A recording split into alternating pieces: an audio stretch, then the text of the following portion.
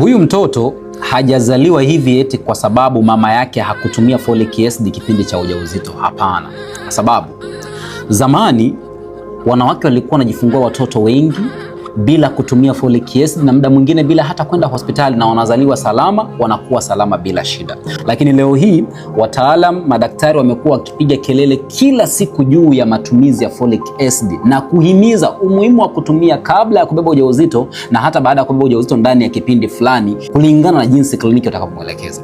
Folic acid ni supplement.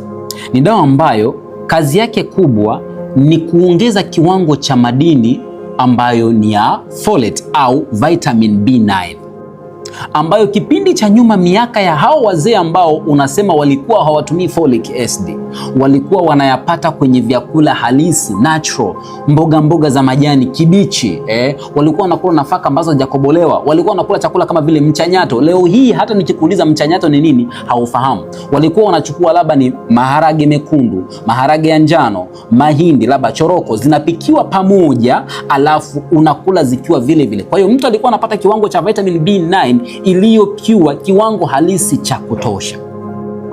Na kama ni mboga za majani zilikuwa zinaliwa ambazo ni asilia, udongo ukiwa hauna shida, hauna kemikali, mbolea inayotumika ni ile asili, hakuna athari yoyote ambayo walikuwa wanaipata zaidi ya kile kiwango halisi cha madini haya ya folate. Haya madini ya vitamin B9 au folate yana umuhimu gani sana na hii agenda, au yanahusiana nini? Ndani ya kipindi cha siku 21 mpaka 28 tangu mimba itungwe ndicho kipindi ambacho kwa mtoto yanafanyika maendeleo ya ukuaji na ufungaji wa mgongo pamoja na tishu au ubongo wake. Kumbuka ndio senta ya mfumo wa fahamu. Kwa hiyo inapotokea athari kipindi hiki, ndiyo sababu ya mtoto kuzaliwa akiwa na mdomo sungura, cleft palate pamoja na cleft lip, lakini pia anazaliwa na mgongo wazi au kichwa kikubwa, kwa sababu kipindi kile hayakufanyika maendeleo yale, ile cell division haikufanyika vizuri. Ili cell division ifanyike vizuri, ni lazima mama awe na kiwango cha madini haya ya folate au vitamin B9 ya kutosha, sio swala la damu tu. Kwa hiyo kipindi hicho, kwa sababu wazee wetu walikuwa wanapata kiwango cha kutosha, alikuwa hahitaji folic acid hata kidogo, na ndiyo maana walikuwa wanazaa watoto ambao hawana shida hizo. Licha ya kwamba kuna wale ambao watoto waliokuwa wanazaliwa na shida hizi sio kwa sababu ya upungufu wa haya madini, bali kwa sababu pia ya masuala ya genes na historia za kifamilia. Ndio maana kuna baadhi ya familia walikuwa nakuta kuna watoto 3 au 4 wana shida kama hiyo ya mdomo sungura. Sasa leo tunapopiga kelele kwamba mama ni lazima utumie folic acid kabla ya kubeba ujauzito, na unapobeba ujauzito ndani ya kipindi fulani cha wiki kadhaa mpaka wiki kadhaa, trimester ya kwanza mpaka ya pili pale, kulingana jinsi nesi atakavyokuelekeza, tunamaanisha kwamba ufanye supplementation, uongeze madini yale tunayohitaji ya folate, folic acid, kukusaidia mtoto wako asipate haya madhara. Kwa sababu kwa sasa hata ukila sahani 10 za mchicha, sahani 10 za majani ya maboga, hayana kiwango cha haya madini ya folate au vitamin B9 sawa na miaka ya nyuma, kwa sababu sasa hivi kila kitu kiko processed. Udongo hauna rutuba tena, unarutubishwa kwa mbolea za kisasa. Kwa hiyo kiwango kikubwa cha chakula unachokula, asilimia kubwa ni sumu. Kwa hiyo hii pia inaathiri namna ambavyo mwili wako unaweza kuchakata haya madini ya folate au folic acid au vitamin B9 ikawa mwilini.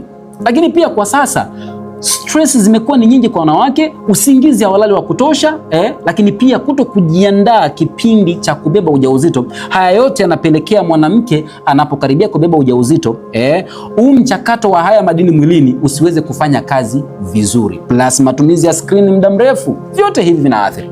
Kwa hiyo ukibeba mimba ukiwa na upungufu wa haya madini, kinachokuja kujitokeza ni hiki. Sio kwa sababu hautumii folic acid, hapana, kwa sababu una upungufu wa haya madini.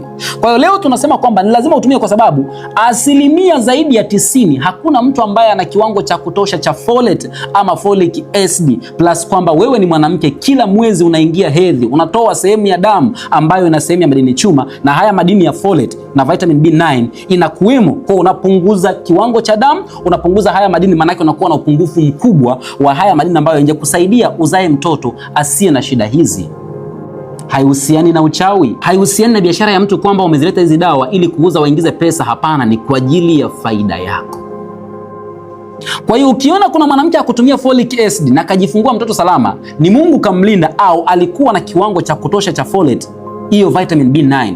Kwa hiyo haupaswi kuitumia kwamba mbona kuna wengine wanajifungua salama na hawajatumia folic acid na mimi sina haja ya kutumia. Ngoja nikwambie kitu. Hii video ukimaliza kuitizama, share kwenye magrupu yako yote ya WhatsApp. Yawe ni ya kazini, ni ya ofisini, ni ya shuleni, ni ya vikoba, kwa sababu video hii ina thamani zaidi ya milioni. Wanangu wanaangamia kwa kukosa maarifa. Maarifa yenyewe ndo haya ambayo ukiyakuta mtandaoni una comment pale, Mungu huyo ndo atakayenilinda na situmii kwa sababu fulani hajatumia, fulani hajatumia na hajapata hiyo shida. Au mbona fulani ametumia folic acid mwanzo hadi mwisho lakini kapata hiyo shida. Ni kweli kuna wakati anaweza kuzaliwa mtu ambaye ana shida hii, lakini mama sio kwa sababu hana upungufu wa madini haya. Ila unapopungukiwa haya madini unaongeza nafasi kubwa sana ya mtoto kuzaliwa na shida za mgongo wazi, vichwa vikubwa, mdomo sungura na shida kama za usonji. Folic acid ni lazima kutumika kabla ya kubeba ujauzito wiki kadhaa na baada ya kubeba ujauzito. No matter ina machungu ya kutapika na nini na nini. Kikaze kwa ajili ya afya ya huyo mtoto ambaye unamhitaji. Folic acid ni lazima kutumika, utake ustake, kwa hali ya sasa. Kama hukutumia na Mungu alikunusuru ukapata mtoto salama, hiyo haifanyi mimba inayofuata usitumie. Kama alitumia ndugu yako na kupata shida hiyo, hiyo haifanyi folic acid isiwe halali au muhimu kutumia kipindi cha ujauzito. Na kukumbusha, mtoto ni mpango wa Mungu, kwa maisha yanaendelea. Ila save hii video na ushare kwa wanawake wengine.